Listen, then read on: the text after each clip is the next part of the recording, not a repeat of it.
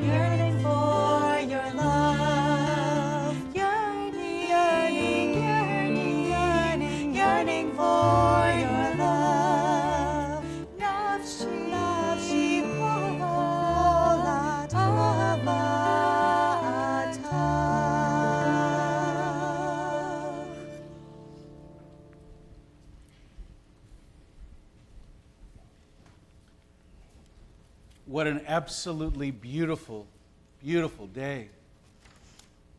A day that reminds us of what an amazing universe this is that we inhabit.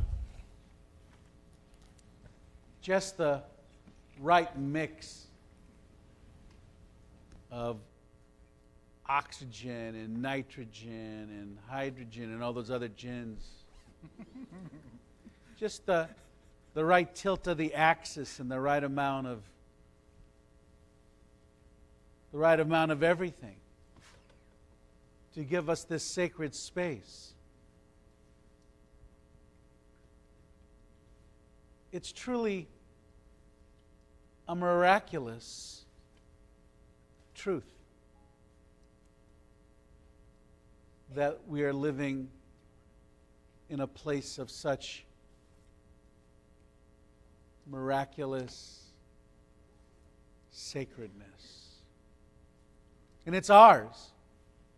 Right? It's not on loan. It's ours. It's ours to appreciate, to recognize, and to find our place within it. To give thanks for this miracle and understand how it so deeply touches our lives, how significantly it directs our destiny. Yom Kippur is a day of hard work, really. It's the work of the soul. It's the work that demands that we stop all of the pretense that we sometimes feel obligated to put on for this one or the other, and just to look at ourselves. And to acknowledge that thing which is so hard to acknowledge. A, that we're far from perfect, and B, that we're mortal. That our days are numbered. And every day that we waste in grudges and in frustration and in anger and in being closed down, it's just wasted time. We don't get that back. We don't get it. There are no do-overs. This is it. Now, is there an Olam Haba? Is there a world to come? I'd like to believe that, and I'm kind of hoping that happens. I really do. But in the meantime, no one's come back to give us the word. So all we can do is work on the assumption that this is this. Which means not only cherishing what this is, but defining it, respecting it, and then seeking to go about the work of healing ourselves and healing others. To understand that to ask for forgiveness is not a sign of weakness, but a sign of conscience. To forgive another who has wronged you, who truly asks you forgiveness. To grant them that forgiveness is not a sign of weakness, not a sign that they're right. It's a sign that you have made room in your heart and soul to grow, to flourish. The only way to do that is to acknowledge our being flawed, to acknowledge our being limited. They're not great facts to have to acknowledge, but not to do so is, again, to miss the beauty and to miss the opportunity to make it better. The truth is, we can make our lives better. Yom Kippur is a day for contemplating that truth and then actually determining how we might best chart that path. I would hasten to say that even though we do spend the day, starting last night, 24 hours, asking God for forgiveness and asking for our strength that we might give and get forgiveness, It's not just a one-day-a-year thing, just so you should know. We don't save it all for today. Today's the annual reminder of the work that goes on every day. Every day. And so welcome to this sacred space, to be involved together collectively, both in our own unique worlds and in the world that we collectively share. To share it with love, and to know we're all in the same river. It flows one way, and it's a lot nicer to recognize the one on the left and the one on the right, because we're all there, and we need each other. So if you would turn to your left and right, turn in front of you and behind you, so you know who you're davening with today on this sacred of sacred days.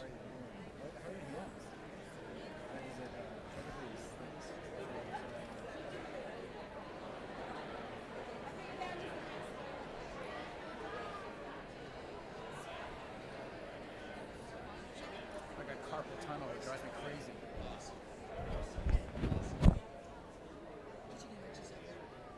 Carpal? Little stretches. You know, it's really great. I have a good seat up here, you know, so I get to see all of you all day, and I just see where you're sitting, and besides the people that you came with, you're sitting in front of a bunch of people you've never met, or maybe you know them really well, and mostly it's a combination, and it's just so nice to see we all have these connections that bring us here to this place.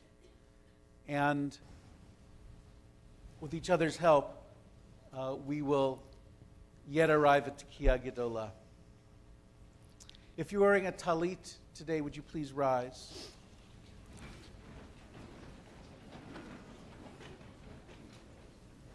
Ribono Shel Olam, creator of the universe, on this most sacred of days, we ask for your blessing. We ask that you help us find within ourselves the gifts of patience, the gifts of careful listening, the gifts of compassion and empathy. Because without these, God, we are not doing your work. We know we're capable of these acts of loving kindness and compassion. Help us to find our way to that work to do your will, and to bring this world closer to a place of wholeness. Baruch atah Adonai Eloheinu melech haolam asher kitshanu b'mitzvotav v'tzivanu li'itatef batzitzit.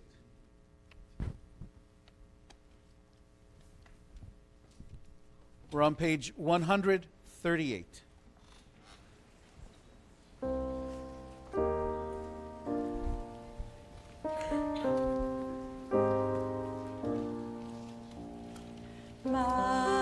Oh,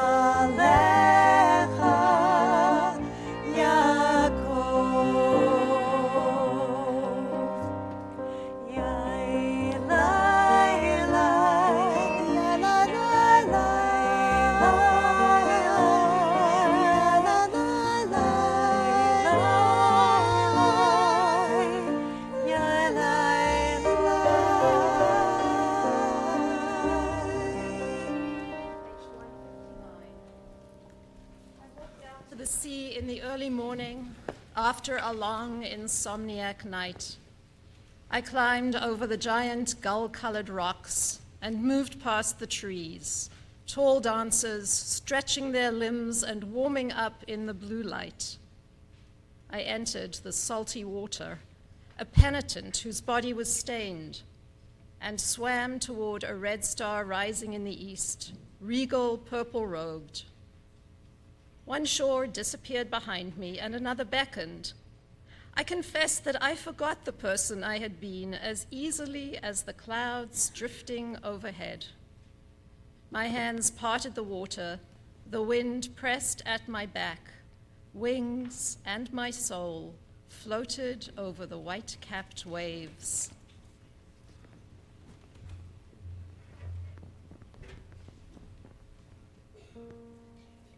Please turn to page 176 and rise.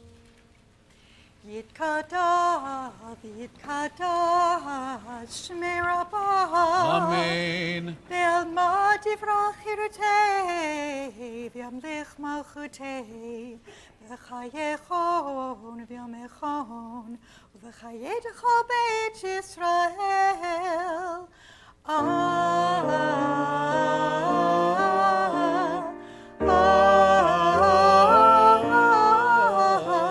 Agalav Yisman Karim Imeru. Amen. Yehi Shmei Rabbah Mevorach. Leolam me'ol me'al maya. Yitbarach. Yitbarach, Yishtabach, Yitpa'ar V'yitramam V'yitnaseh, V'yitadar V'yitaleh V'yitalal, Shemei Dekudishah. Berichu. Le'ela ule'ela, Mikol berchata v'shirata. Tush bechata v'nechemata. Tamiran be'alma v'yimeru. Amen. 178.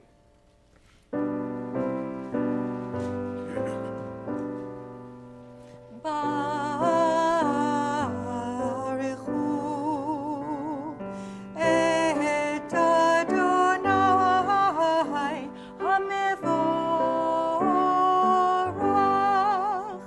Baruch Adonai HaMevorach Le'olam Va'ed. On page 81.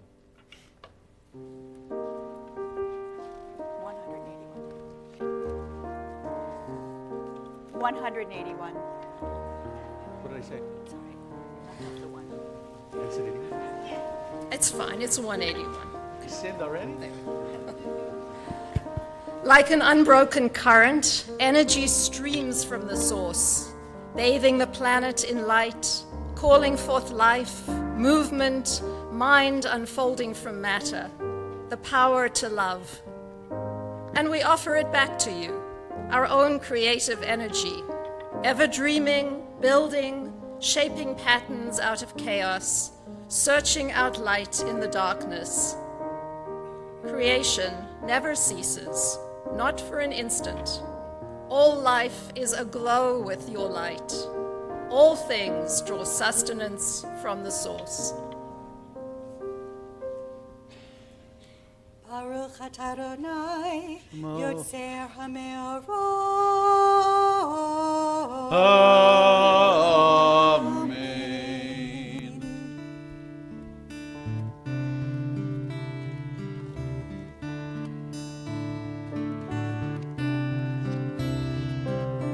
Ahava Rabbah, Ahavtanu, Adonai Eloheinu.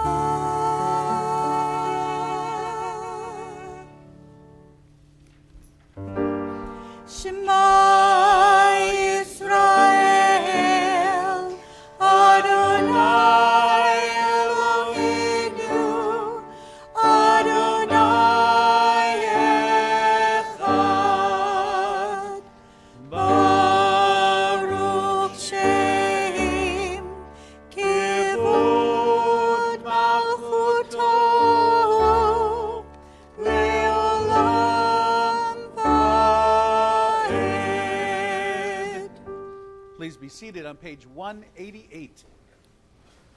ואהבת את Adonai Elohecha b'chol levavcha v'chol nafshecha ובכל מאודיך והיו הדברים האלה אשר אנוכי מצווך היום על לבביך ושיננתם לבניך ודיברת בם בשבתך בביתך ובלכתך בדרך ובשוכבך ובקומך וקשרתם לאות ידיך והיו לטוטפות בין עיניך וכתבתם על מזוזות ביתך ובשעריך למען תזכרו ועשיתם את כל מצוותיי והייתם קדושים לאלוהיכם.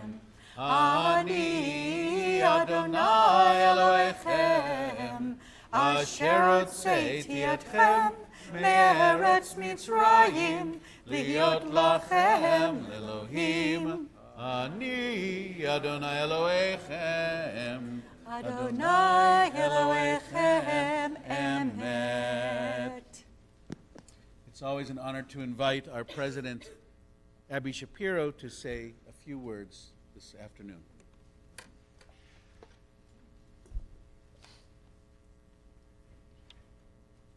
Good afternoon. I'm Abby Shapiro, the proud president of Temple Beth Avodah. Before I begin, I would like to say on behalf of the Temple staff, leadership, and clergy that if we have done anything in this past year to offend you, please accept our sincerest apologies. Sometimes you're confronted with things that take you out of your comfort zone or create ambivalence, something you just wouldn't do, or make you say thanks, but no thanks, because you're not really sure it's something that you want to do. Well, I found myself in one of those difficult moments regarding a decision about joining a friend and one of her friends, someone I didn't know, for a day at Tanglewood. I needed a minute to think before I automatically replied, thanks for the invite, but because I really wanted it. I've always wanted to experience Tanglewood. What to do. It was in that moment when I decided to step out of my comfort zone and just go. I went and I had a great day. I loved it and was grateful that I had made the right decision. What does it really mean to be grateful? You may be surprised to hear that there are volumes of research focused on the topic of gratitude and the benefit of being aware.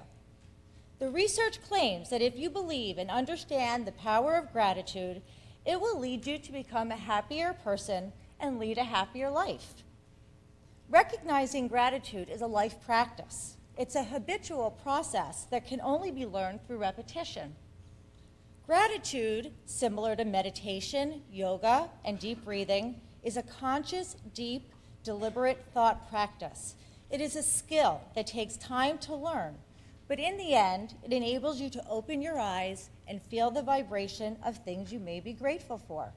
Something like the glass is always half full is the perfect attitude. About a year ago, I began following a friend on Instagram who started a 365-day gratitude project. Each day, she would post photos and captions about the things in her life that she was grateful for. The beginning posts were fairly straightforward, such as her husband, kids, sisters. However, it was the exceptional and the unique posts that intrigued me. As the days went by, her skill level and the ability to recognize the exceptional seemed to blossom. When your best friend surprises you, being awake to see the sunrise, clouds moving through the sky, or seeing the sun glisten on the waves. It was so cool to see her progression in the posts from the everyday obvious to those daily interactions that we don't take the time to even realize. The practice made her sharpen her vision to look at instances that are precious moments in time. Cultivating the skill, seeing gratitude in your life, also allows you to see the value of the good things around you. Strengthening this ability within yourself not only makes you worthy, but it allows you to feel valued and in turn teach others to feel the same. In my opinion, this is personal fulfillment. But just like anything else we do and try to achieve, this practice takes time. And most importantly, you need to pause, slow down, and really look around you. Once you attain this skill, you find yourself much more self-aware and attuned not only to your own happiness, but will inevitably connect you to your own personal values. We have brought Jewish values to the forefront of our planning and programming this year. What led us to that decision? Last year, the board spent quite a bit of time focused on our new vision statement and realized the central role Jewish values play in our day-to-day life at TBA. We also learned that Jewish values are at the core of what we are all about. Why do we want to be part of this temple community? And most importantly, how do we let others know how great it is here at Temple Beth Avodah? I'm happy to let you know that our new statement reads, Temple Beth Avodah is your home. The doors are open and the light is on. We value community, chevra. We are present, hinenu. We honor inclusivity, kulanu. We are a strong, evolving, and vibrant community inspired by our Jewish values. Our overarching theme this year is based on our new vision statement. From our preschoolers to our founding members, Jewish values such as shalom, peace, tshuva, personal accountability, tikkun olam, repairing the world, and of course, hakarat hatov, see joy and gratitude is vital. Here are two examples of program offerings directly related to this theme. One is a 10-week Musar class that will examine virtues such as strength versus weaknesses, patience versus impatience, gratitude versus selfishness. And second, social justice and the importance of tikkun olam, repairing the world. As you may remember, we convened a dedicated group who met several times last year, and during the course of their meetings, determined that we would focus on domestic violence. Rabbi Stern will be speaking about this program later today. When I was growing up, my parents and grandparents were active members of a synagogue. We didn't question going or spending time there. It wasn't a discussion or a negotiation. It was just part of our lives. I imagine that this resonates with many of you here today. Traditionally, the temple was our family's focal point for many aspects of our daily life. It was a social center, a place to learn, a place to pray, a place to celebrate simchas and support those in mourning. No matter how old you were, you knew the synagogue was your second home and your community. As you are all well aware, this model has morphed and continues to change. The synagogue is one of many parts of our very busy lives today. What we don't want to change is the comfort of being at the temple, feeling welcomed and fully engaged. The value to which the temple brings to each one of us is something we cannot afford to change. So, how can we make you, our present-day members, try something new here at TBA, or attend a program that you've never tried before? I'm sure many of you remember the Life cereal commercial from the 1980s when the two boys are questioning trying this new cereal. In the commercial, one of the older boys says, "What's this?" The other responds, "It's supposed to be good for you." As they both pushed the bowl towards Mikey, they said, "Let's get Mikey to try it. He won't like it. He hates everything." In the end, when Mikey, of course, likes the cereal, the reaction from the older boys is pure excitement. The Try It, You'll Like It slogan is a perfect example of the aspiration we want to live by this year. We want to engage and hear what types of programs may resonate with you. What would you like to be part of? To come full circle, I have learned and continue to value the act of trying something new and stepping out of my comfort zone. As we get older, you may get anxious about not knowing others or feel worried that you're participating by yourselves. This can make us feel vulnerable and out of place. But on the other hand, it could be inspiring and make you feel thankful that you made the effort and took a chance. We intend to launch a new strategic plan and want to make purposeful changes that will meet your needs as congregants. Committee members will be reaching out and asking you questions to find out what aspects of temple life are meaningful for you and your family. When we create our list of priorities, they need to be your priorities. And sincerely hope that when asked, you will give us your honest opinions. The planning work cannot be done without you. Your voice and your input are going to shape this important work for the future of our temple. My goal is that we all feel grateful, fulfilled, and valued in our personal lives, as well as in membership here at TBA. I know and can speak from personal experience that it will make you see even the smallest virtue of the smallest things in your life. And finally, I hope in this new year you will consider checking out something new. You may just find you like it. And from my family, we want to wish each of you an easy fast and a very happy and healthy new year.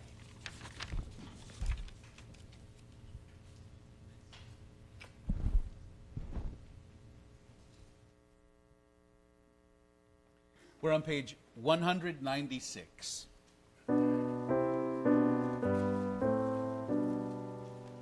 מי כמוך באלים אדוני, מי כמוך נדר בקודש, נורא תהילות אוסיף אלה, שירה חדשה, שיבחו גאולים לשמחת על שפת הים, יחד כולם הודו וימלכו ויאמרו אדוני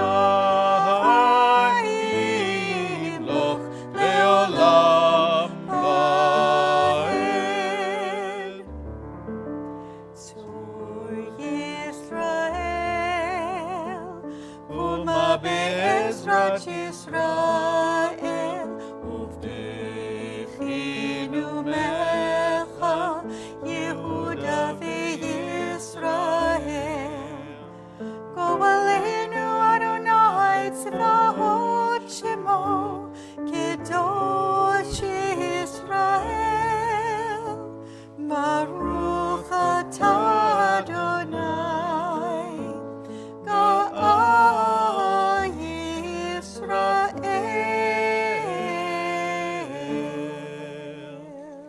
On page 199.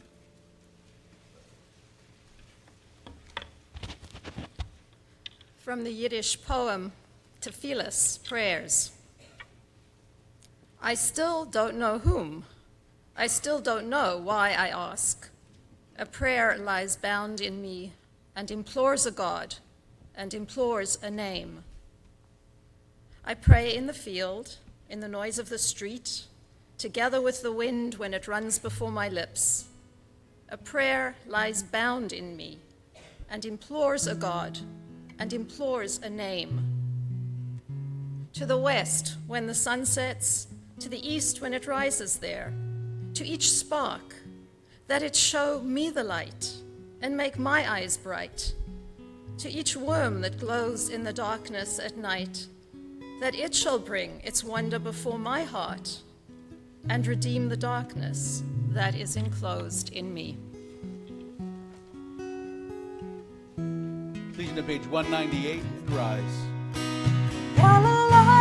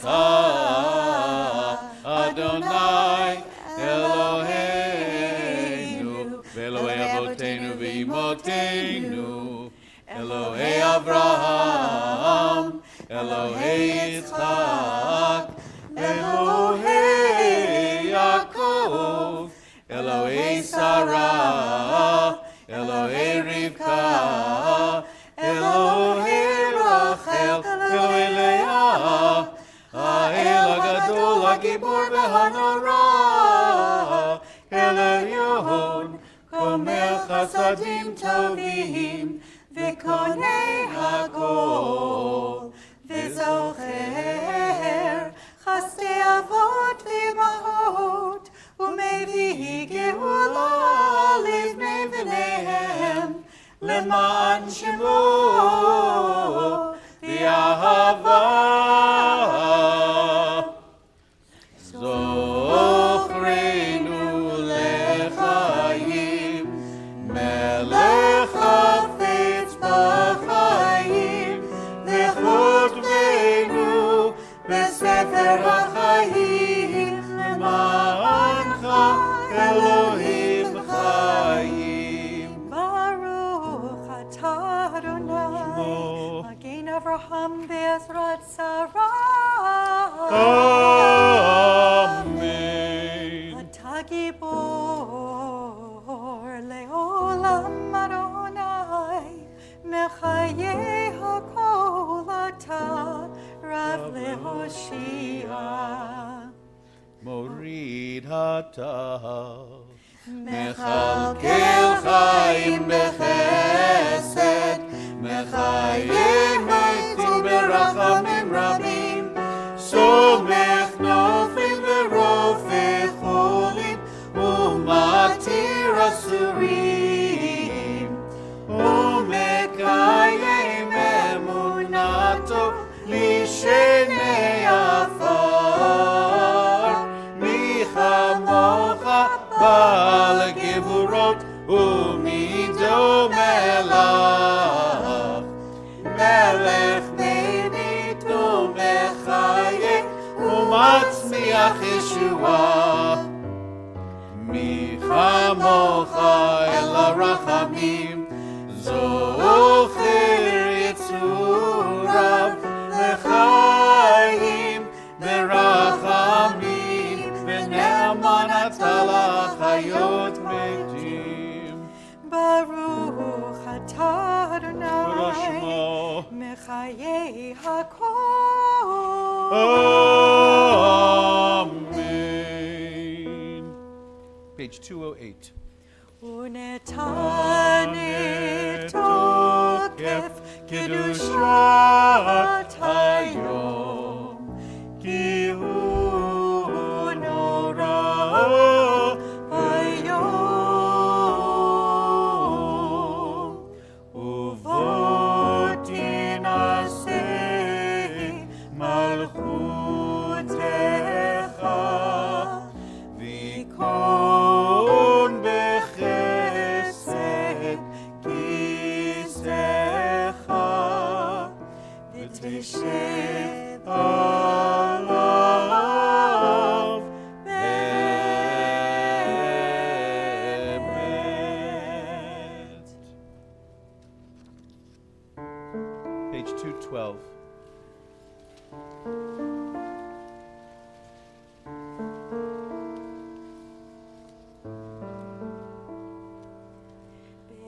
ראש השנה יכתבון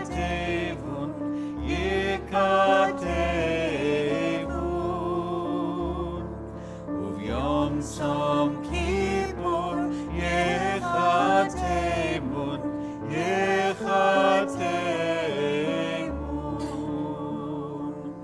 כמה יעבורון וכמה ייבראון מי יחיה ומי ימות מי וקיצו ומי לא וקיצו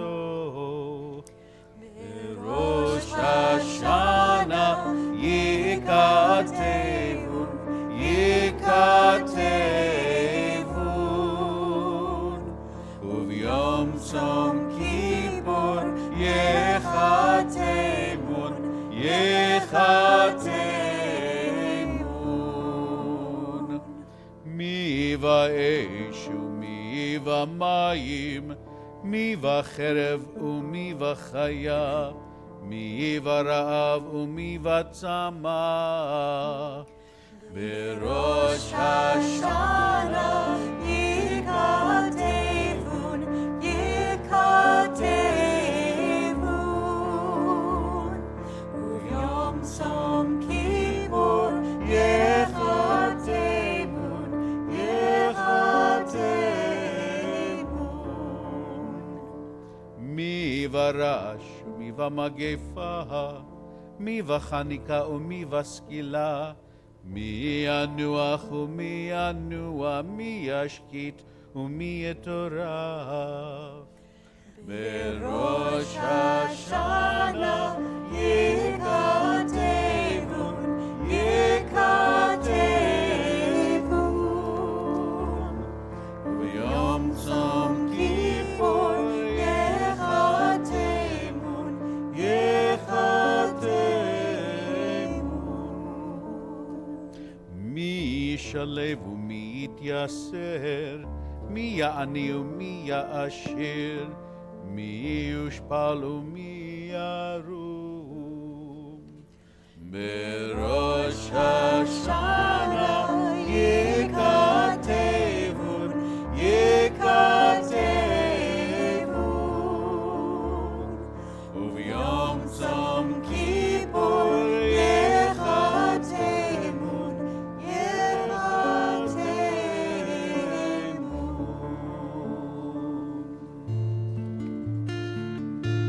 Whenever we come to this part of the liturgy, we know so deeply in our hearts that it is not so that God chooses who will live or die. It's not some predestined phenomenon. Perhaps our ancestors found in that sentiment a kind of tough love. But in this postmodern era, we find instead the truth that comes from Unatana Tokef is the uncertainty of our lives, the fragility of our lives, and the true notion that we do not know from day to day what will happen to us, our loved ones, our friends.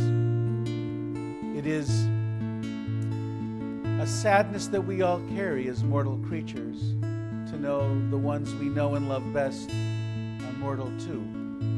Leonard Cohen wrote about that, and the words are on page 207.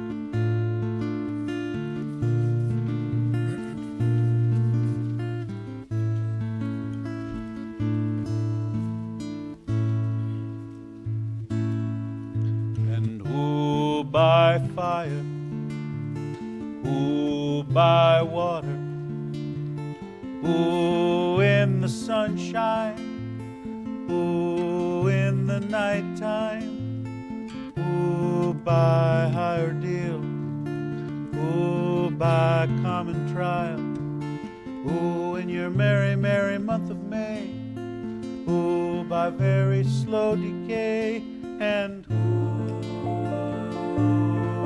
shall I say is calling?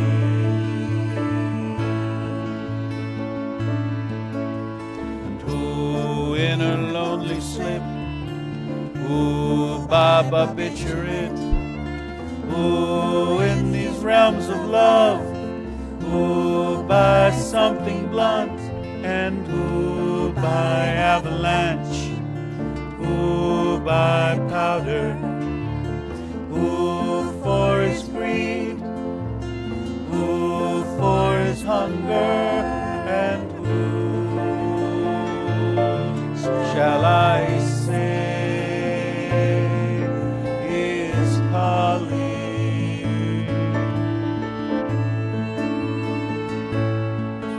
And who by brave ascent, who by accident, Who in solitude, who in this mirror, who by his lady's command, who by his own hand, who in mortal chains, who in power, and who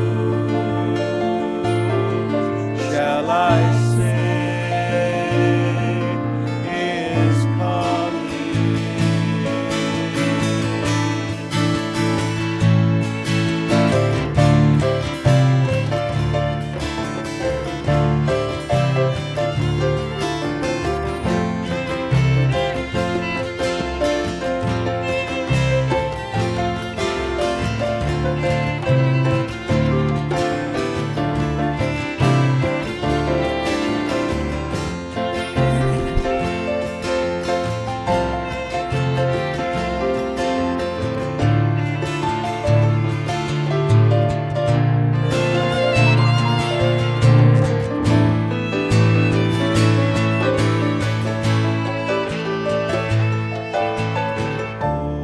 O Teshuvah, O Tefillah, O Tzedakah, Ma'avirin et Roah,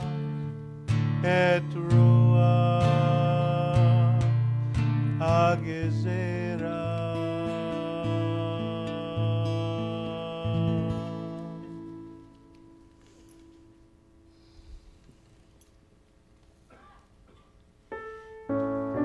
Page 218. Nikadesh, Nikadesh,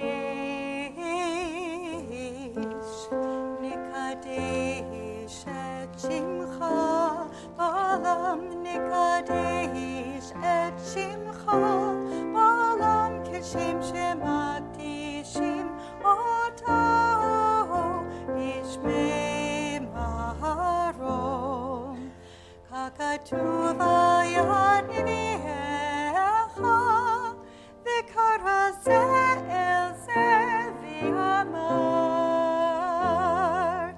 Kadosh, Kadosh, Kadosh, Adonai Tzvaot, Melech kol haaretz, Kevodo. Adir, Adir,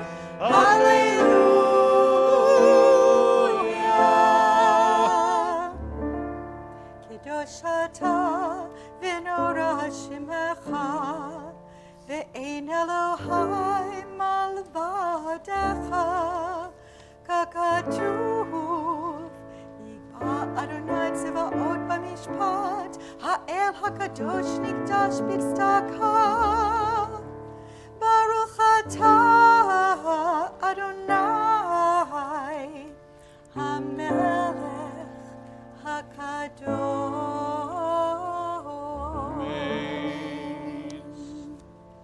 Please be seated. We continue silently.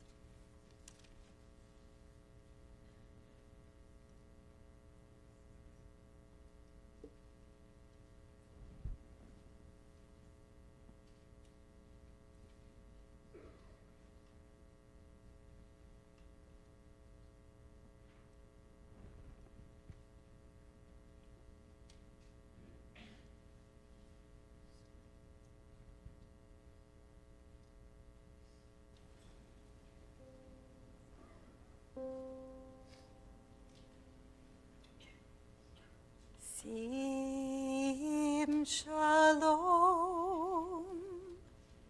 sim shalom, sim shalom, tova uvracha.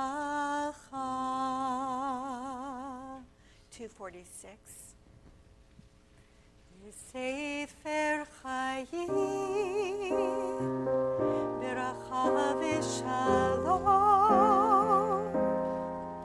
Ufarnasa Tova. Sefer Chayim, Beracha v'Shalom, Ufarnasa.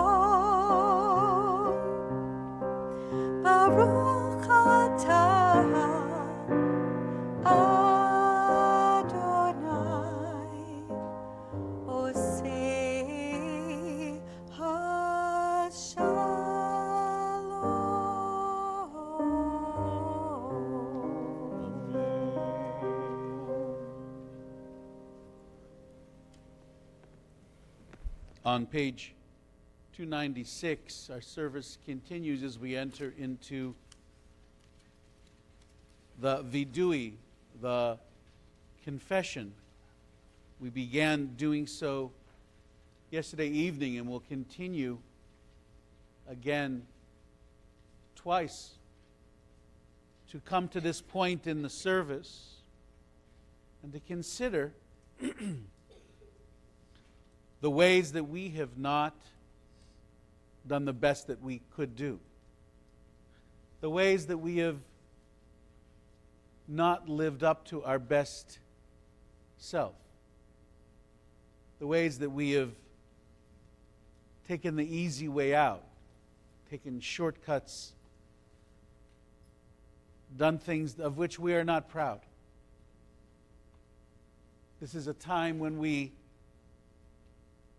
consider those we have failed to give forgiveness, to go to people and to say, please forgive me. It's very hard work. It's very hard work.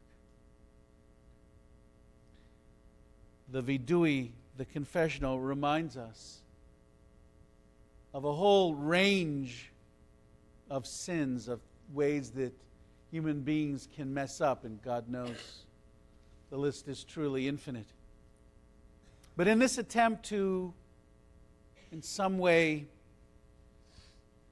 identify some of them, it helps us to say, well, maybe I didn't do this, but I did something like it. Or I need help understanding why I do certain things that I do. You know, it's a life devoted not to being perfect. It's a life devoted to living more to the greatest sense of being fulfilled. And the only way we can do that is to cope with our own limits. And even as we do that, understand that in being amongst others who share this flaw of being human, that we can support each other in that attempt to make something more of our lives. This isn't it. We're not doomed. We can keep growing. We can become better human beings. But it does take work and self-reflection. And for this we need each other. For this we need the sacred. If you'll please turn to 296 and rise.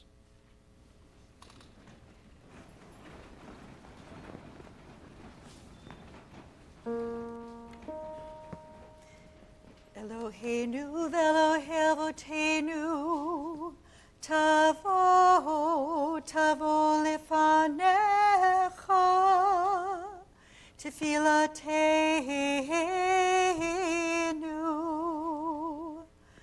ve'al v'titalam,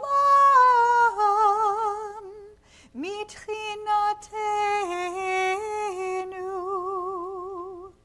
she'en anachnu azefanim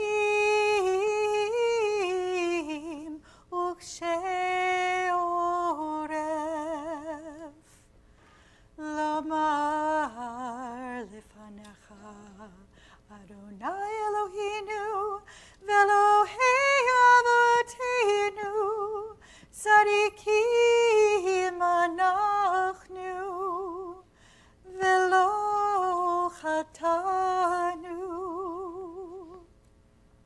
aval anachnu chatanu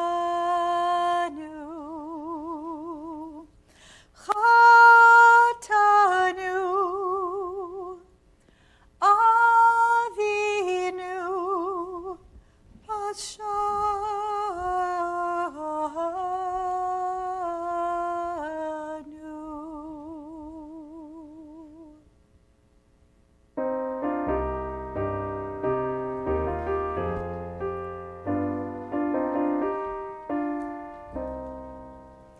Ay, la, la, la, la, ya, la, la, la, la, la, ya, la, la, la, la, la. Ashamnu, Ashamnu, Bagadnu, Bagadnu, Gazalnu, Gazalnu, Dibarnu Dofi, Dibarnu Dofi, Ya la la la la, ya la la la la la, ya la la la la la. Hevinu, Hevinu, Vehirshanu, Vehirshanu, Shanu. Zadnu, Zadnu. Chamasnu, Hamasnu. Tafalnu Sheker. Tafalnu Sheker. Ya la la la la, ya la la la la, ya la la la la, ya Atsnura, Ya'atsnura. Kizavnu, Kizavnu. Latsnu, Lotsnu. Maradnu, Maradnu. Niatsnu, Niatsnu. ya la la la la, ya la la la la, ya la la la la, Sararnu, Sararnu. Avinu, Avinu. Hashanu, Pashanu. Sararnu, Saranu. Kishinu Oref, Kishinu Oref. Ya la la la la, ya la la la la, ya la la la la, Rashanu, Shichatnu, Tiavnu, Ta'inu, Ta'inu. Titanu, Titanu. Ya la la la la, ya la la la la, ya la la la la. On page 300. Al chet shechatanu lifanecha ba'onetz uveratzon, v'al chet shechatanu lifanecha b'yodim uv'lo yodim. Al chet shechatanu lifanecha b'ivli dat, v'al chet shechatanu lifanecha b'ritzat raglayim le'ara. Al chet shechatanu lifanecha b'chozek yad, v'al chet shechatanu lifanecha b'zizul orim u'morim. Al chet shechatanu lifanecha b'yetzer hara, v'al chet shechatanu lifanecha b'kashiyut oref. Al chet shechatanu lifanecha b'chachashu v'chazav, v'al chet shechatanu lifanecha b'kalut rosh. Al chet shechatanu lifanecha b'siach siftotenu, v'al chet shechatanu lifanecha b'tzarut ayin. Ve'al kulam Elohai selichot Selach lanu mechalanu kaper lanu. Al chet shechatanu lifanecha b'galuya v'sater, v'al chet shechatanu lifanecha b'sinat chinam. Al chet shechatanu lifanecha b'frikat ol, v'al chet shechatanu lifanecha b'ma'achal u'v'mishteh. Al chet shechatanu lifanecha b'gilui arayot, v'al chet shechatanu lifanecha b'imutz halev. Al chet shechatanu lifanecha b'neshech v'marbit, v'al chet shechatanu lifanecha b'masau v'matan. Al chet shechatanu lifanecha b'yirur halev, v'al chet shechatanu lifanecha b'chilut. Al chet shechatanu lifanecha b'chapat shochad, v'al chet shechatanu lifanecha b'chilul Hashem. V'al kulam Elohai selichot, selach lanu mechalanu kaper lanu. Ve'al kulam Elohai selichot, selach lanu mechalanu, selach lanu mechalanu kaper lanu.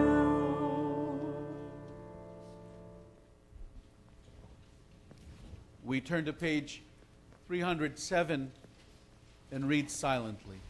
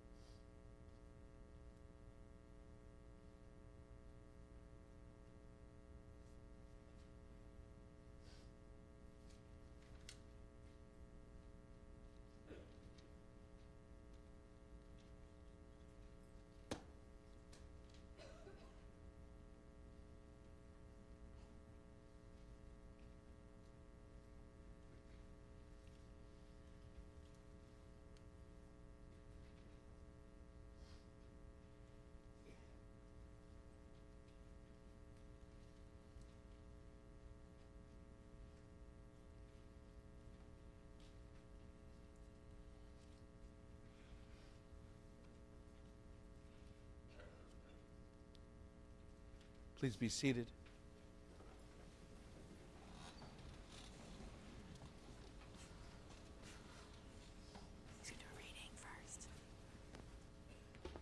You'll please turn to page 316.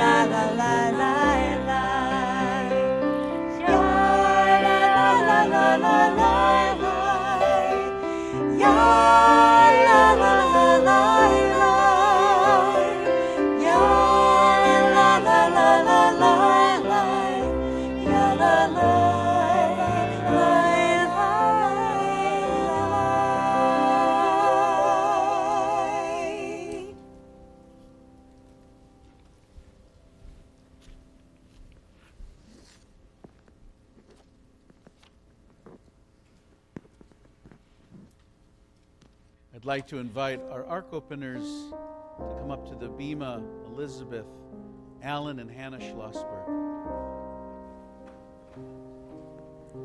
And we all turn to page 252.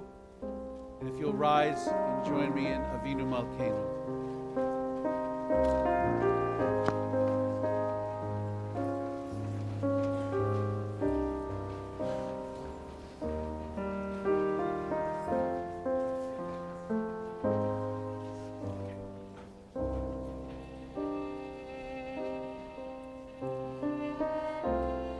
Avinu Malkeinu, Almighty and merciful, hear our voice. Avinu Malkeinu, we have strayed and sinned before you. Avinu Malkeinu, have compassion on us and our families. Avinu Malkeinu, halt the onslaught of sickness, violence, and hunger. Avinu Malkeinu, halt the reign of those who cause pain and terror. Avinu Malkeinu, enter our names in the book of lives well lived. Avinu Malkeinu, renew for us a year of goodness. Avinu Malkeinu, let our hands overflow with your blessings. Avinu Malkeinu, let our eyes behold the dawn of redemption. Avinu Malkeinu, we pray, do not turn us away from you with nothing. Avinu Malkeinu, welcome our prayer with love. Accept and embrace it. Avinu Malkeinu, act toward us as befits your name. Avinu Malkeinu, act for your sake, if not for ours. Avinu Malkeinu, you alone are our sovereign. Avinu Malkeinu, let the gates of heaven be open to our prayer. Avinu Malkeinu, hear our voice. Treat us with tender compassion. Avinu Malkeinu, almighty and merciful, answer us with grace, for our deeds are wanting. Save us through acts of justice and love.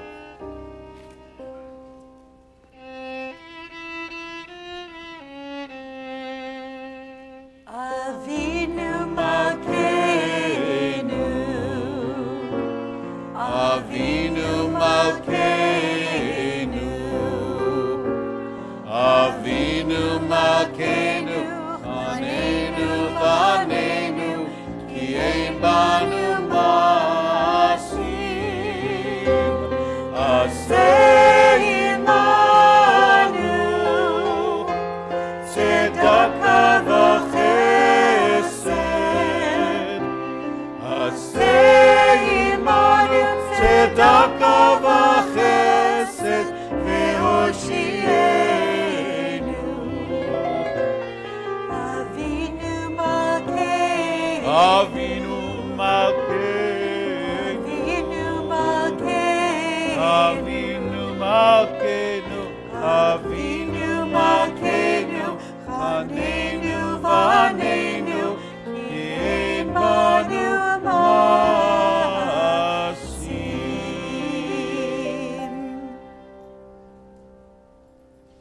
I'd like to ask our Torah carriers to please come to the bima.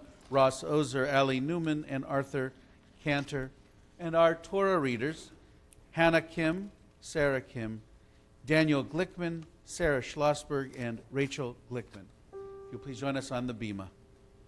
Ein kamocha v'Elohim Adonai, v'ein kema'asecha, malchutecha malchut kol olamim, u'memshaltecha bechol dor v'dor. Adonai melech, Adonai malach, Adonai yimloch le'olam va'ed, Adonai oz le'amo yitain, Adonai yivarech et amo v'shalom. Av harachamim heitiv V'virtzonecha et Zion, Tivnei chomot Yerushalayim, Tivnei chomot Yerushalayim, Ki lecha levad batachnu, Melech Elram v'nisa, Adon olamim.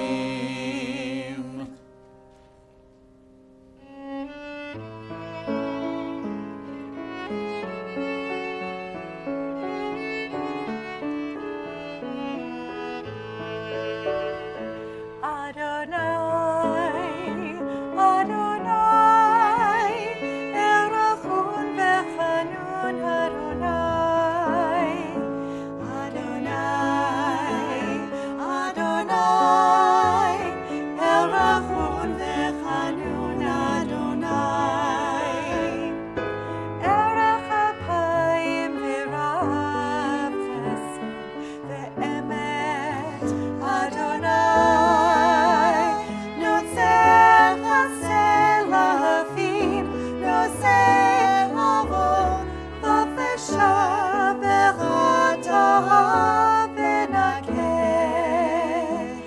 Adonai, Adonai, Erachum v'chanun Adonai, Adonai, Adonai, Erachum v'chanun Adonai.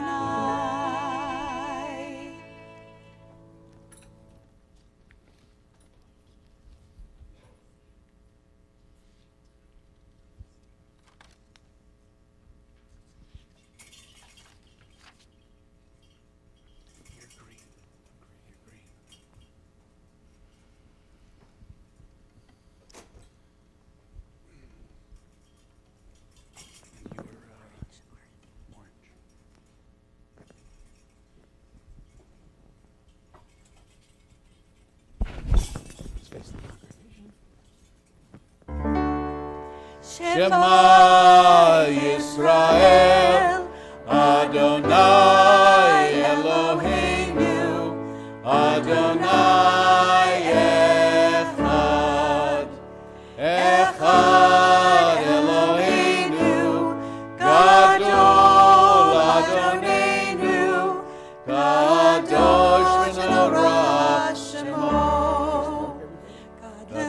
Adonai iti, uneromema shemo yachdav.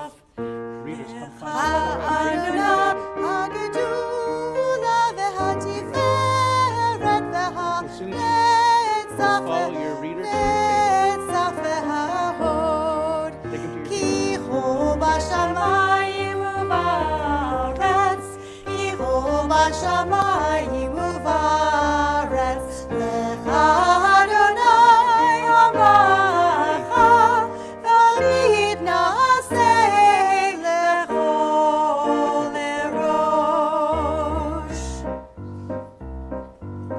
רוממו אדוני אלוהינו, והשתחוו להוד קדשו. רוממו אדוני אלוהינו, והשתחוו להוד קדשו.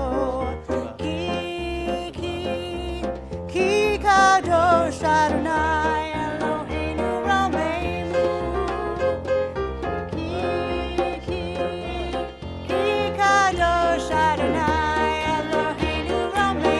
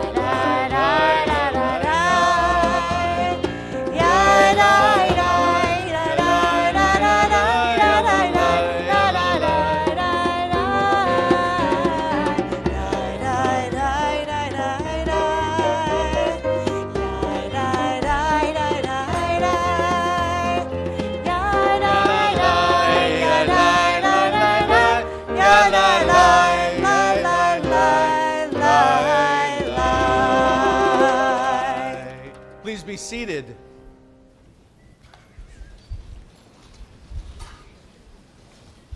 Good? Good? Good.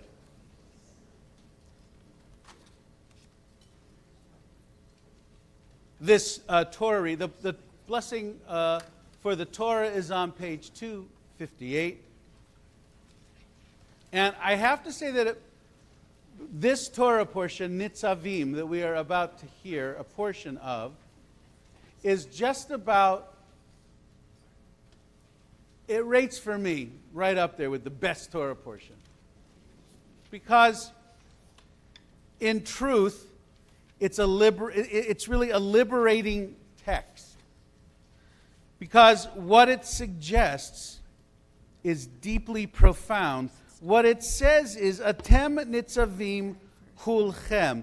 You are all called on, not just the exclusive, not just the rich, not just the famous.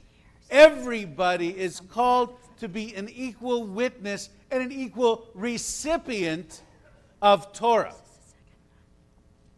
Side by side. Not some on top and some in the front and some in the back. Side by side. Men, women, and children together in one mass assembly. Our tradition, in fact, teaches that we were all at Mount Sinai. We were all there to get the Torah. That all people, all Jews, past, present, and future, showed up. So it's one of the great lines that Hasidim will sometimes use when they see Americans walking around looking a little lost at the wall, at the Western Wall. Because they'll go up to you and they'll say, "Ah, shalom, shalom," and "Hi, how you doing?" Good, and they'll say, "Hey, so you look familiar. Where do I know you from?" We were at Sinai. But he's telling the truth. In other words, I mean, it's a great come-on line, but it's also true. In his life, in his universe, that is absolutely true. And even in our postmodern reform universe, what a lovely thought. What an amazing possibility. We were all there. We all heard the message. It's an eternal message that we're all commanded to be present together.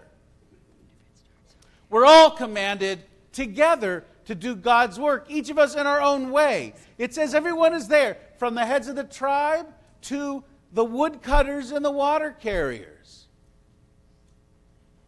It doesn't matter what your job is, you're equally called to do what you can do in yourself. It is that call to justice. It's that call to action. It is that notion of inclusivity. Maimonides, who's not really known as being a great liberal in the tradition of Jewish law, makes it a point when he says, not only were all Jewish souls, past, present, and future there, but also it's important to know that all those who chose to become Jewish, they were there too. And then there's even a commentary that says, every righteous human being, that even a man as deeply devout as the Rambam understands that to have faith, to show devotion, transcends the way that we pray as long as we are offering ourselves up. That, to me, is a message. So Nitzavim is on page 266, and you can follow along. There's a bit of a jump in the text, which I will alert you to when we jump. And so, on this absolutely beautiful, terrific It's right here. Atem Nitzavim. See? Yom Kippur day, we're going to read from Torah as we did on Rosh Hashanah, hence the different tables. And I'm going to ask, as we did last time, we had a series of aliyot to give out to everybody. So I'm going to ask first if you would please rise if you were a member of the softball teams this year. And find yourself the nearest Torah table and go there. If you either got married or paid for a wedding this year, would you please stand up and find a table? If you had a bar bat mitzvah this year, you or your child, please rise and find a table. If you're having a bar bat mitzvah next year, would you please rise and find a table? Children and parents. If you've been in this congregation for 25 years or more, would you please stand up and find a Torah table? 25 years and more. If you've been here 5 years or less, would you please rise and find a Torah table? I love this. If you were really happy with how Tom Brady did on Sunday, would you please rise and find a Torah table? If you felt really bad for Big Papi, would you please rise and find a Torah table? And if there's anybody else I haven't called upon, you are welcome to rise and find a Torah table. So we're starting, actually, I found the beginning. It's all the way over here. So if anybody wants to touch the Torah, this is the time. If anybody has a tallis and wants to touch, Come on up here. We got plenty of room Start up with the here. Just blessing. keep on coming this way. I didn't want to show off for anybody. You know. You get your own Torah for 50 years or more, Jerry. All right. Are we gathered? Anybody wants to touch the Torah, it's right. We're starting. All right, so then, if you will, please join me in the Torah blessing. Are you ready? 1, 2, 3. Baruch hu et Adonai Hamvarach. Baruch Adonai Hamvarach leolam va'ed. Baruch atah Adonai Eloheinu melech haolam. Asher bachar banu mikol ha'amim v'natan lanu et Torato. Baruch atah Adonai noten haTorah. Amen. Would you move that crown so she can...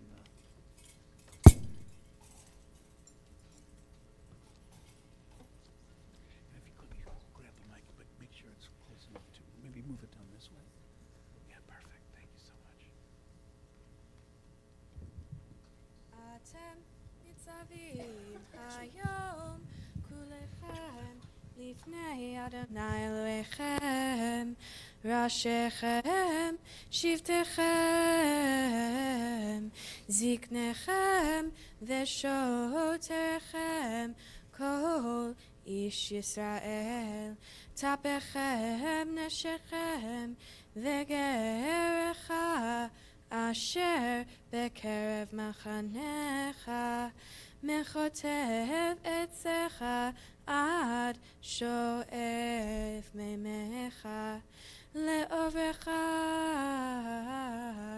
בברית אדוני אלוהיך ובעלתו אשר אדוני אלוהיך כורת עמך היום. למען הקימותיך היום לא לעם והוא יהיה לך לאלוהים כאשר דיבר לך וכאשר נשבח לאבותיך לאברהם ליצחק וליעקב ולא ייתכם לבדכם אנוכי כורת את הברית הזאת ואת העלה הזאת כי את אשר ישנו פה עמנו עומד היום לפני אדוני אלוהינו ואת אשר עינינו פה עמנו היום. 267, verse 11. כי המצווה הזאת אשר אנוכי מצווך היום לא נפלאת היא ממך ולא רחוקה היא לא בשמיים היא לאמור מי יעלה לנו השמיימה ויקהה לנו וישמיענו אותה ונעשנה ולא מעבר לים היא לאמור מי יעבור לנו אל עבר הים ויקהה לנו וישמיענו אותה ונעשנה כי קרוב אליך הדבר מאוד בפיך ובלבבך לעשותו. ראה נתתי לפניך היום את החיים ואת הטוב ואת המוות ואת הרע אשר אנוכי מצווך היום לאהבה את אדוני אלוהיך ללכת בדרכיו ולשמור מצוותיו והחוקותיו ומשפטיו והיית ורבית וברכך אדוני אלוהיך בארץ אשר אתה ושמה לרשתה ומפני לבבך ולא תשמע ונדחתה והשתחווית לאלוהים אחרים וברדחת. הגדתי לכם היום כי אבות תאבדון לא תאריכון ימים על האדמה אשר אתה עובר את הירדן לבוא שמה לרשתה.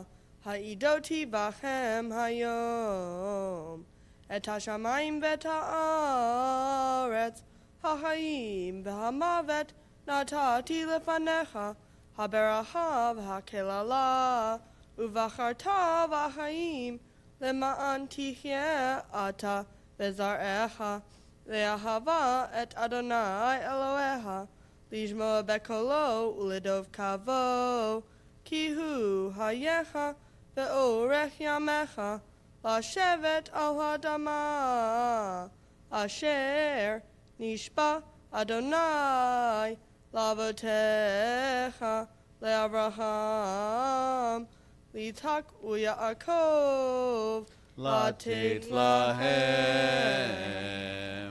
Together.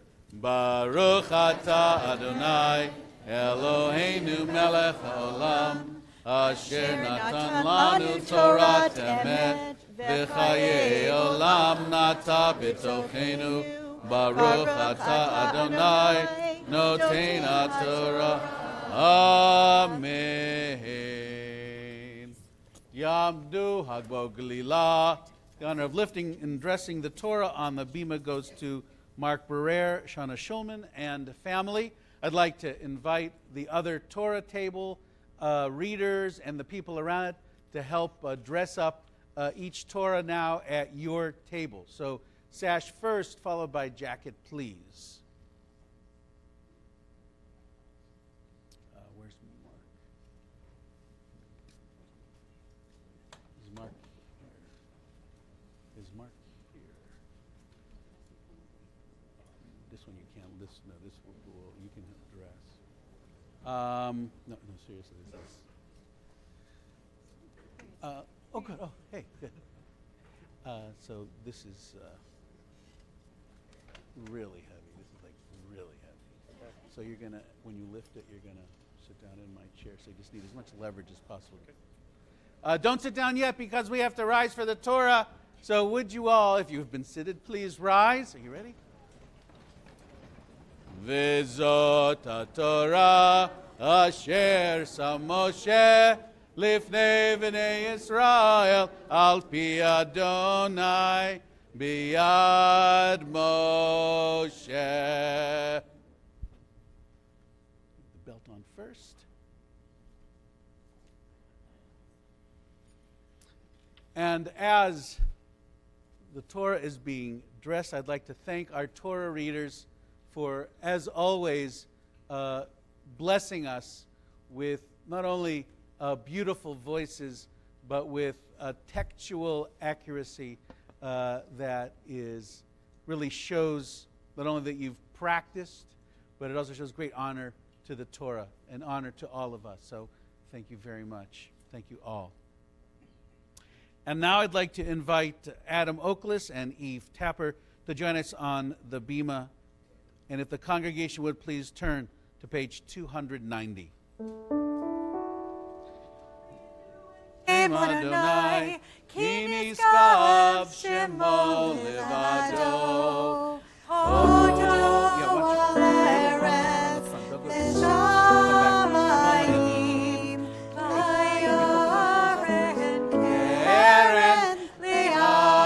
Torah's come home.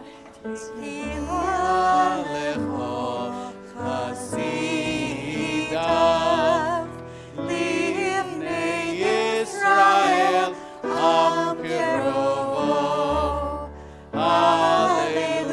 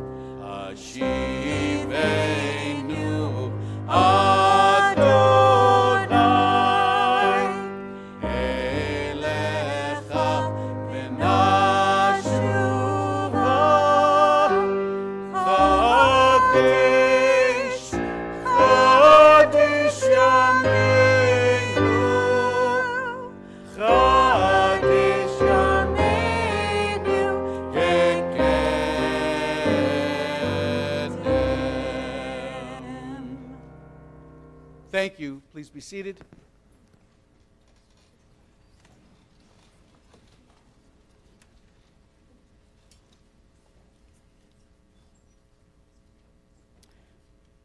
There's a powerful scene, of course, in a movie filled with nothing but powerful scenes. It's hard to single them out, but in particular, one scene in Schindler's List has always stuck with me. The Jews of Krakow are being systematically expelled from their homes and herded like animals towards the bridge in town that leads across the river into the ghetto.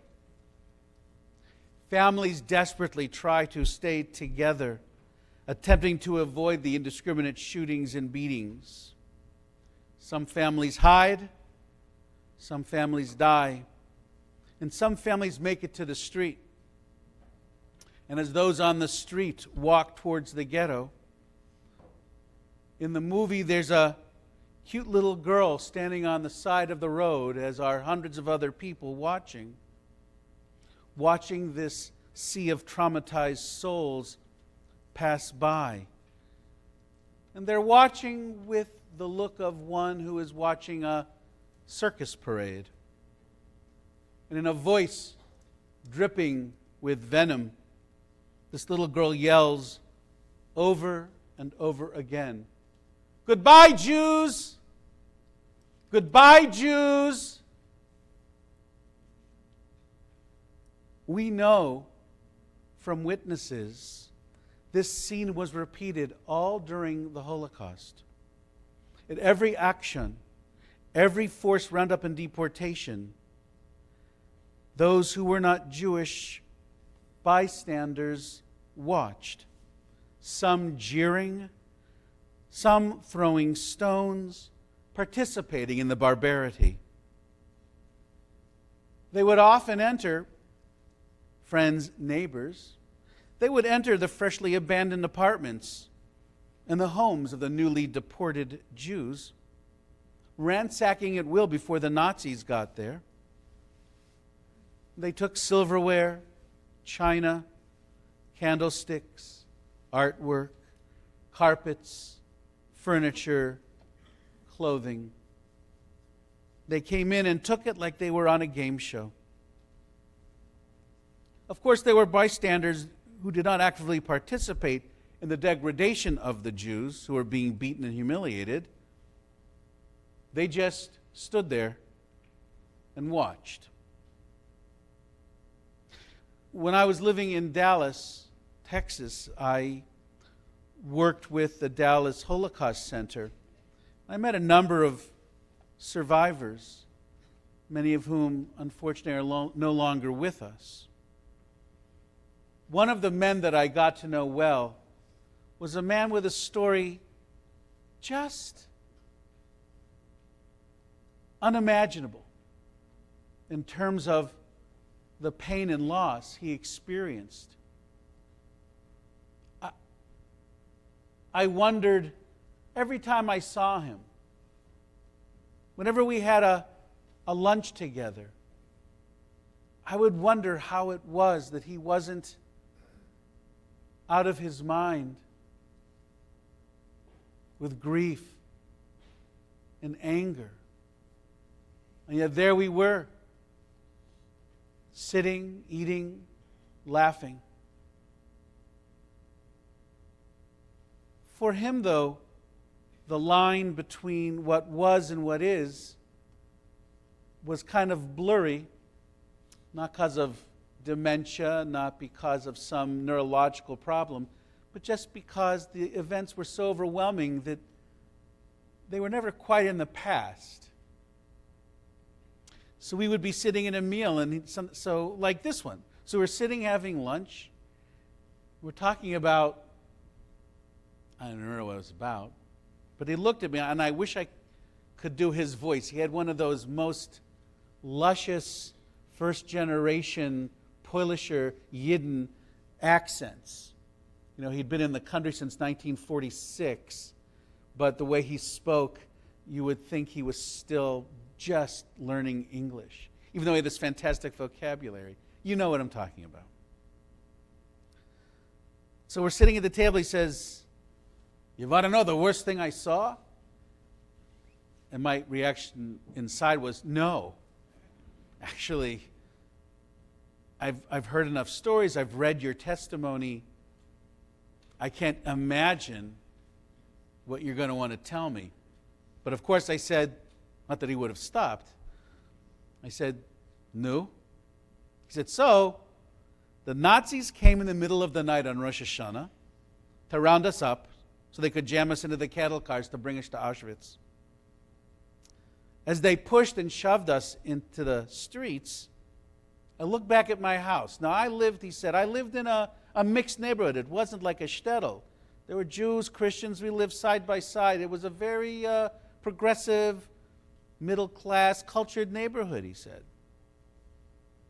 And so I looked at my house, but really then I looked to the house next door. My best friend since kindergarten, Rudy, lived there. He wasn't Jewish. We did everything together. Lots of adventures. He came to my house, I went to his house. It was very special. And we were best buddies. And I just thought, if only Rudy would show his face, if I could signal, then he could come and save me. And then he said, I realize I'm 13 years old. He can't come and save me. But at the time I thought, he's my friend. He would do anything. And just as I looked up at the house, I saw the light go on in his bedroom. Of course I knew what his bedroom was. We would throw stuff to each other through the window. And I looked and I saw him. So I went, "Rudy, Rudy!" I was waving. "Come, save me!" So you want to know the worst thing I saw during the entire Holocaust? I looked up at his window. I know I saw him, and I know he saw me. I could tell. We're best friends, you know.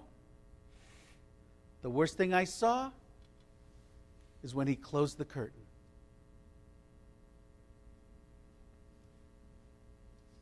We've experienced betrayal and bad faith countless times over the past 2,000 years, not just at the hands of executioners, but those who just don't care, folks who sit and let it happen, folks that were indifferent about our fate. As Elie Wiesel once wrote, "Indifference is always the friend of the enemy, for it benefits the aggressor, never his victim, whose pain is magnified when he or she feels forgotten." And we know this too from Holocaust testimonies. One of the things that they most feared, survivors or people that were going into the camps, people that were certain they were going to die, people who hid testimonies, like in Warsaw, the Oneg Shabbos people, who they hid just hundreds and hundreds of pounds of evidence. They were convinced if they left no word that the world would forget about them. They would say, "Please don't forget us. Please don't forget us." That feeling, that fear of being left behind with no one thinking of you is terrifying. Ultimately, an awareness of the range of responses to the Holocaust reveals the significant consequences of choosing to act or not to act in the face of injustice. Through large and small acts of kindness, thousands of Jews and other victims were saved. At the same time, the inaction of the majority allowed millions of children, women, and men to perish, suffering horrible deaths. We are a fortunate congregation living at a most opportune time. My father-in-law, who is approaching his 90th birthday, hope he doesn't mind giving out, not really a secret, but my father-in-law is given to delivering soliloquies. I don't know if you found this, the older he gets, the more soliloquies we hear, which is perhaps a function of age, I don't know. But inevitably, when he does talk to us, His story centers on how fortunate he and his progeny are to be alive at this time in this place. We are a free, thriving community, he says. Jews have never known such freedom. We're currently just 2%, less than 2% of the American population, yet we make up 5% of the U.S. Congress. Jews annually give over 45% of all the largest gifts of philanthropy in this country. 45% of the big gifts are made by Jews. And if this matters at all, it's a kind of an interesting footnote, but the sons-in-law of both presidential candidates are Jewish. I don't know, I think it's worth mentioning anyway. So in the world right now, it's pretty nice to be us. We aren't living in fear of bombs and terrorists. Our kids are safe from wars and revolutions. Everyone has a roof over his or her head. And we're grateful for this good fortune to be alive today in the first month of a new year. But we cannot allow our good fortune and success to blind us to others who are in crisis.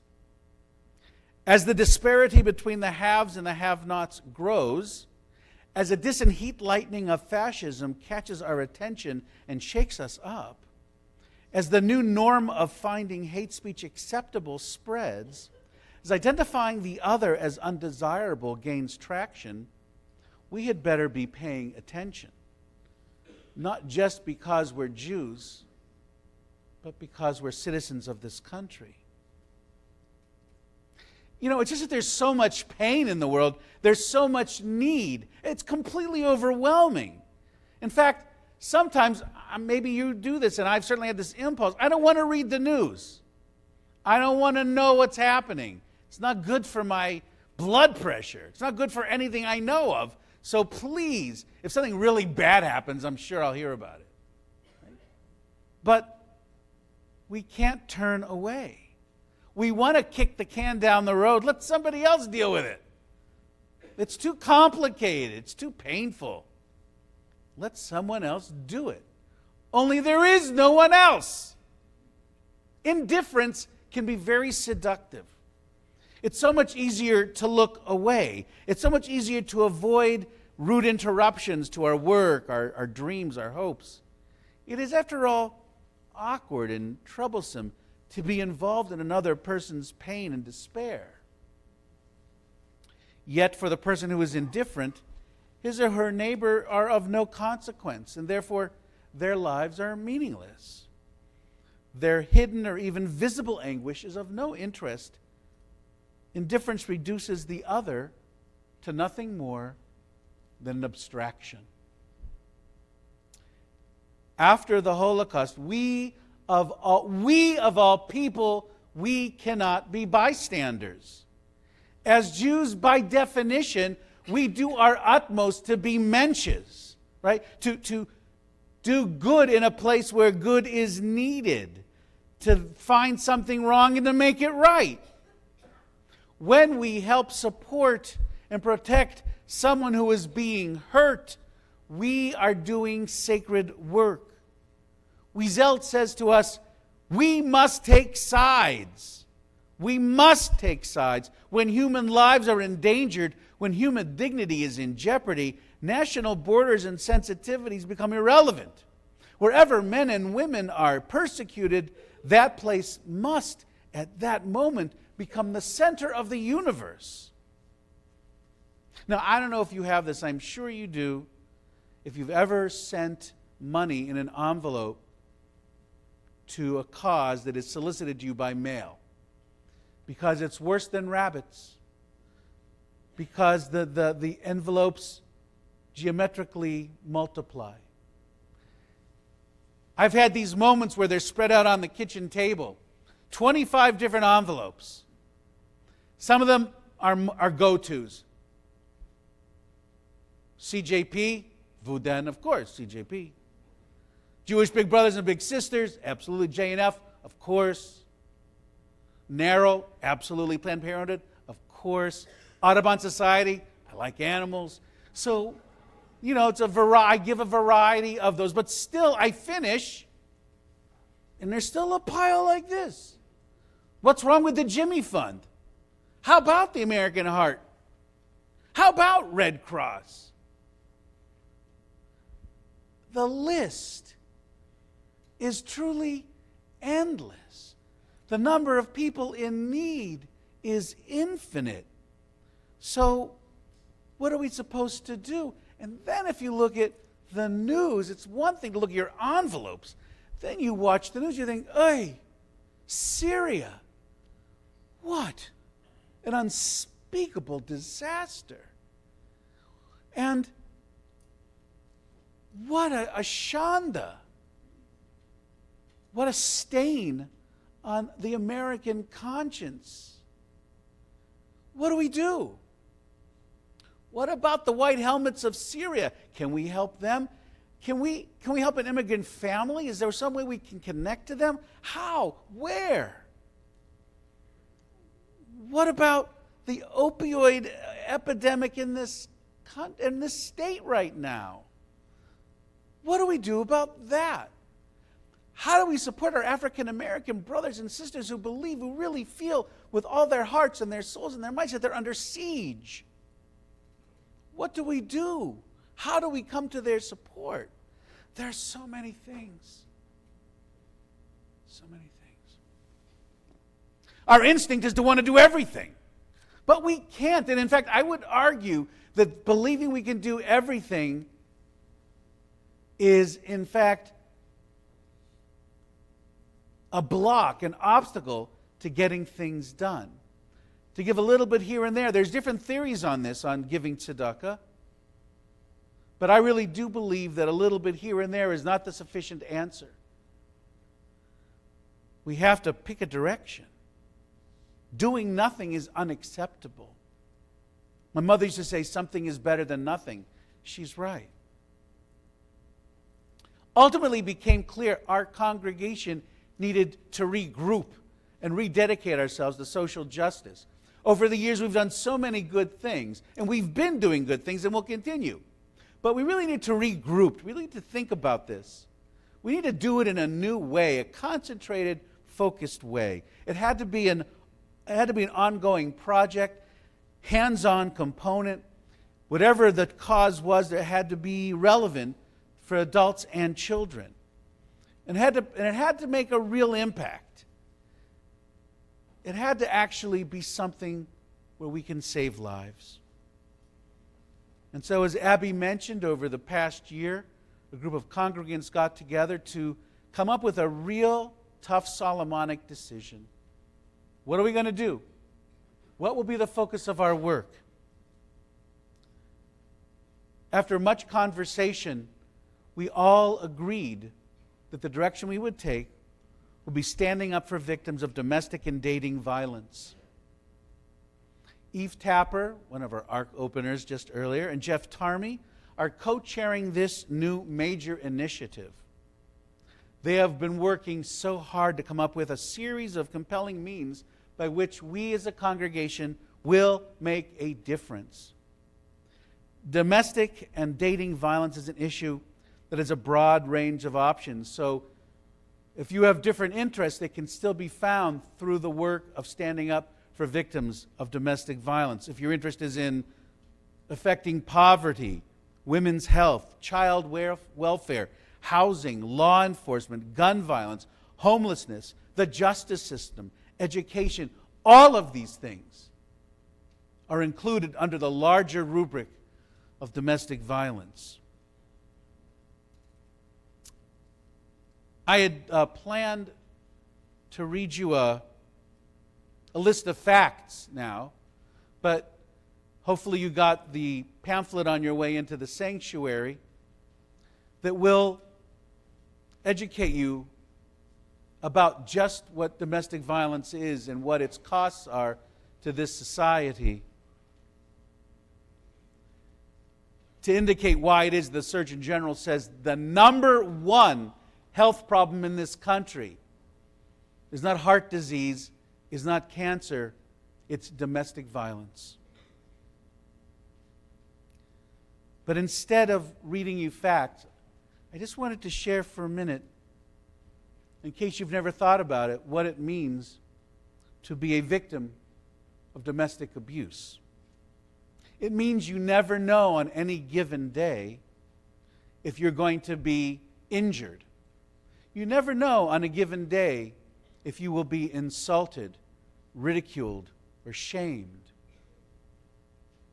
It means on any given day you don't know if you'll be asked to show your cell phone, to show the calls you made, to prove where you've been. To live in a home with domestic violence is to live with an abuser that lives in your head 24/7. Even when you're not in the house, when you're in school, when you're shopping, that voice is in your head, ready to ridicule, to torment, to savage your self-confidence, to break you down. It means when you hear their car drive up at night, there's a moment when it makes you want to cry because you are hoping just maybe tonight they wouldn't come home. And sometimes you feel like you wish that person would die. And sometimes you wish that you would die. Sometimes you think it will get better. The human impulse is to always say it could get better. And so sometimes you forget to walk on eggshells because you think, well, it's been a quiet few days. It's okay. It's all right. But the abuser knows the moment you let your guard down, the moment you stop walking on eggshells, because when that happens, you're not obeying the rules. You're not respecting his power. And so, just when you're not so afraid, suddenly the abuser will punch you, slap you, push you down the steps, just to remind you who's in charge. So you want to leave. You do when you're feeling this pain, after you've been beaten, ridiculed, humiliated. You want to go, but you think, where will I go? Then you think, no, I can't go. Kids deserve two parents, right? How can I flee? How can I leave with my kids and only give them one parent? Or you think, I don't want to be a quitter. I'm going to keep on working. Or worst of all, you think, he beats me because it's my fault. He beats me because I'm not a good enough partner. I'm not a good enough spouse. I'm not a good enough child. And so you begin to think that you deserve it. And every beating you get, you think to yourself, I'll try to be better. I'll try to be better. But there is no way to appease the abuser.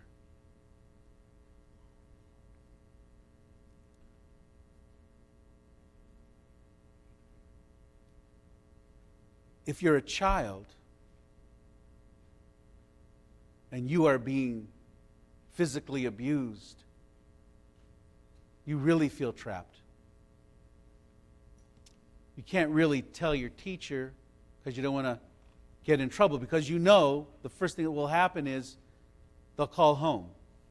And if they call home, you will be beaten. You'll be locked in the closet. And so you stay quiet. The bruises are often kept hidden. And so you don't know who to talk to. And so maybe you keep looking at the non-abusing parent. And you keep waiting for them to save you. And then they do nothing. And in that moment, a child learns what the face of a bystander looks like. It can even be the face of someone you love. Albert Einstein, who escaped the Nazis in 1933, once said, "The world is too dangerous to live in, not because of the people who do evil, but because of the people who sit and let it happen." Folks, the call to help others has never been more urgent. We know better. We can't turn our backs and look the other way. I know domestic violence, dating violence is a dark topic. I get that. But we can't ignore it for that reason. We are the ones enjoined to bring the light. We are the ones who cannot stand idly by while our neighbor bleeds. We are the ones to say, Hineni, here I am to do the sacred work of saving lives and healing souls. We are the ones to collaborate with others to save these children, to save these wives, to save these partners, these men.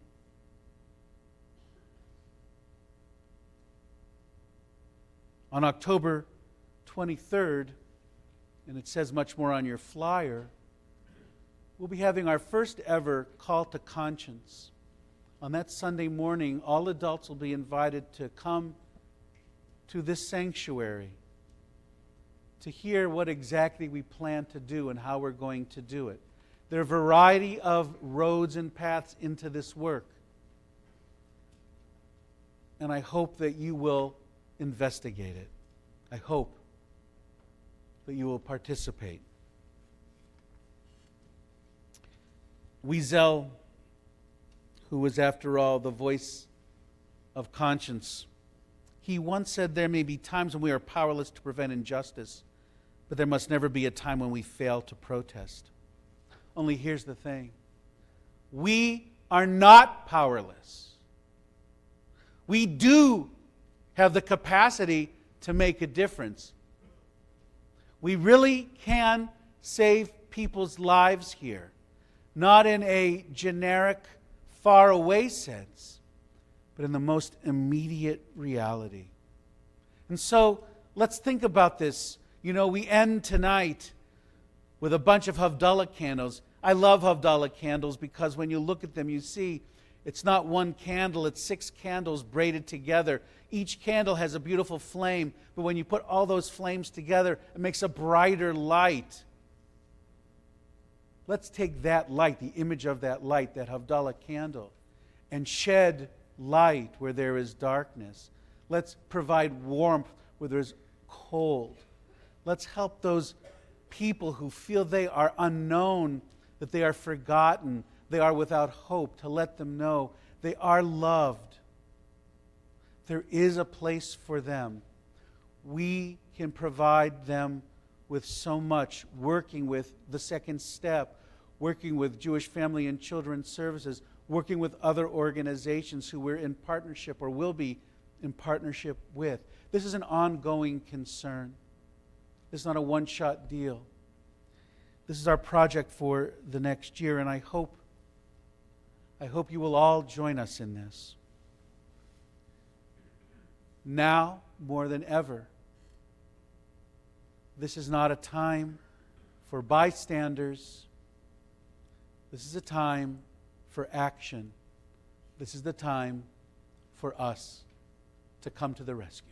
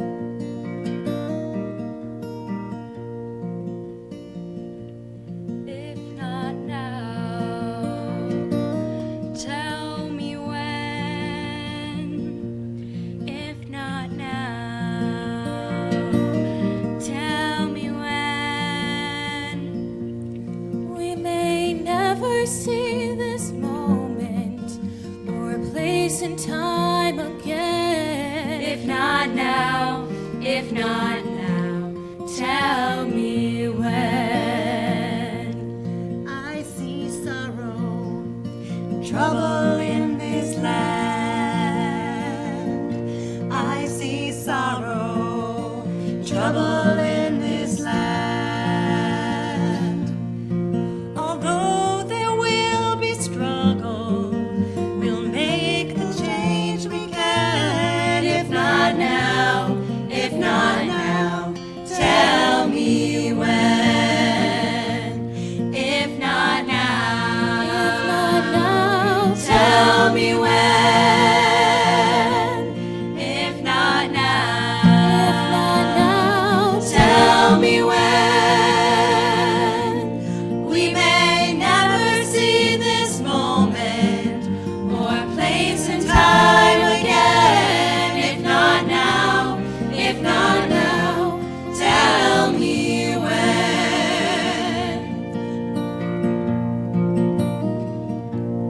I may never see the promised land. I may never see the promised land. And yet we'll make the journey. We'll walk it hand in hand. If not now, if not now, tell me when. We'll work until it's done. Every daughter, every son, every soul that ever longed for something better, something brighter.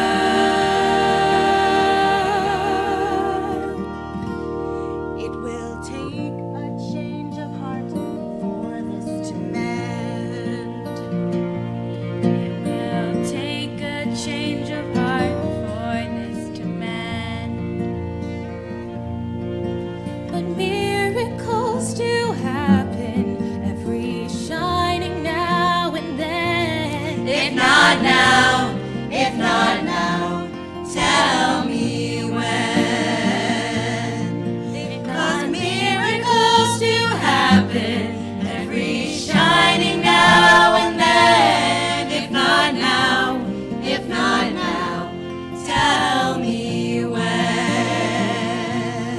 If not now, if not now, tell me when.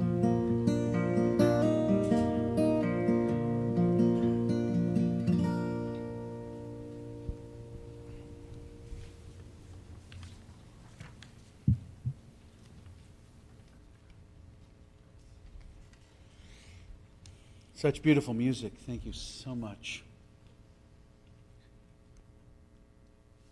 There's always this, you come to the end of this service, you know, it's like a semicolon. We're continuing at 4 o'clock with the afternoon service. Around 5 will be Yizkor, and around 6:17 will be the Tekiah Gedolah. And in the meantime, just a few things. First of all, please make sure if you have not brought in your bag of groceries, please do. I hate to ask you to go into your pantries at a time like this, but it might be therapeutic to pick the food to avoid eating it.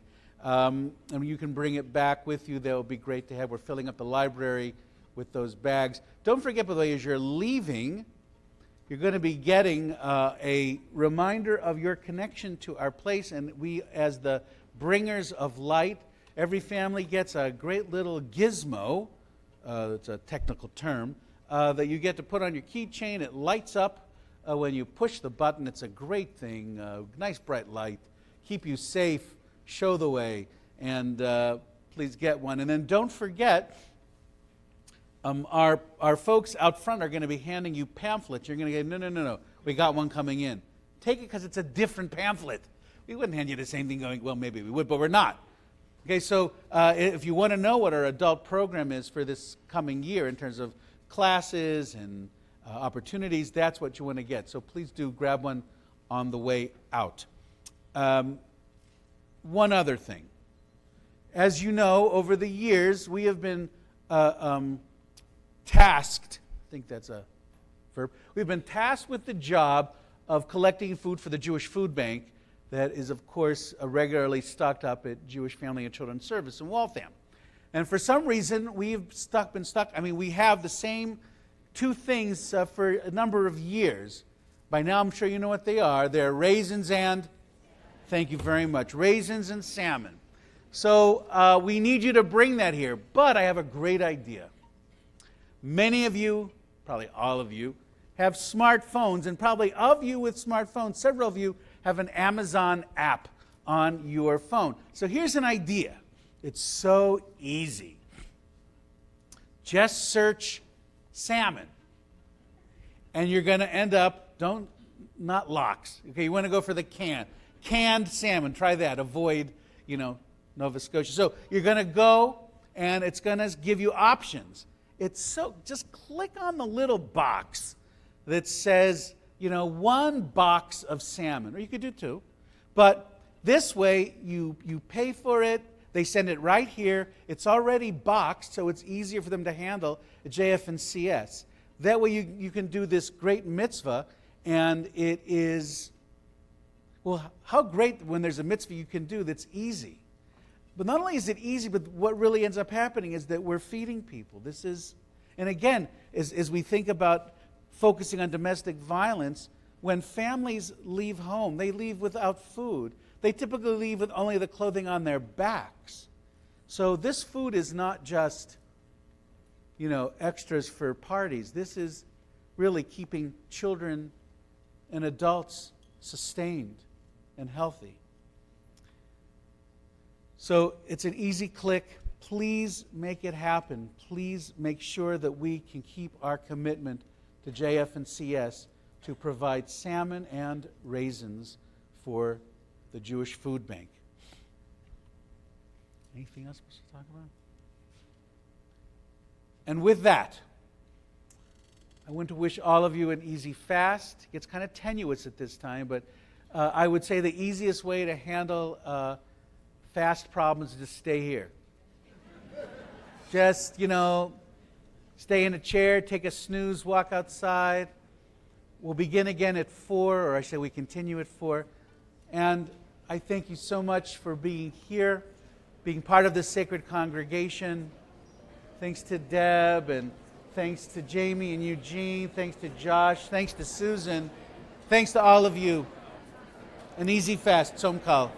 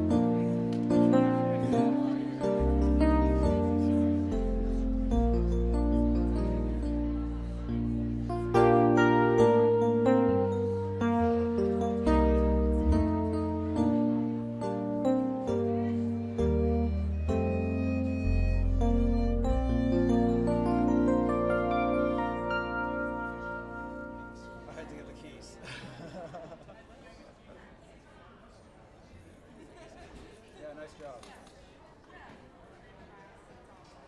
Jamie?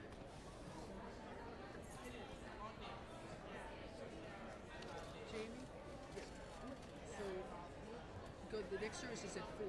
Right. And it goes Services that go back to about 4 to 6:15. I think it was 3 services in between the development service.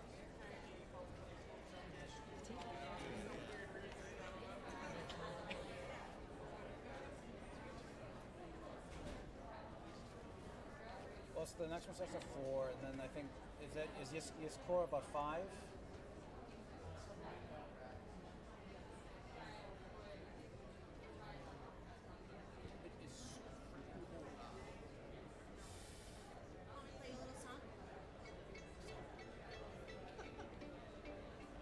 How are you?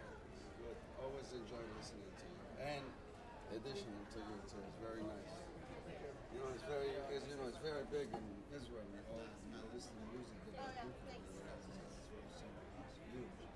So it's amazing. It's what the sound can get with the I think Keith is a fan of Israeli 70s music. Let him set up. I don't have it. I would have played on that. And this isn't the shofar. It's the oldest instrument. You think about it, right? I used to get out of wood, and the skin of the lamb. And so